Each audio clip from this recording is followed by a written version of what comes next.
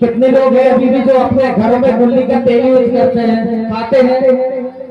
किसी के पास मिलेगा गुल्ली का तेल? एक ही हाथ उठ रहा है, क्योंकि मुझे लगता है एक दो ही लोग हैं यहाँ माताओं की तरफ। कितने लोग जानते हैं अभी तक गुल्ली का तेल? आदिवासी समुदाय के लोग हैं ना इधर पे, भैया भी है। चलिए, बहुत गर्व की बात है। देखिए इतने पूरे हमारे समाज में सिर्फ गुल्ली का तेल यूज करने वाले, जानने वाले सिर्फ कुछ ही लोग हैं, क्योंकि हमारा ये आदिवासियों का, हमारे परंपरा प्रकृति का सबसे शुद्ध ऑयल होता है हमारे खाने के लिए, शरीर के लिए फायदेमंद। इन चीजों को हम धीरे धीरे अपने समाज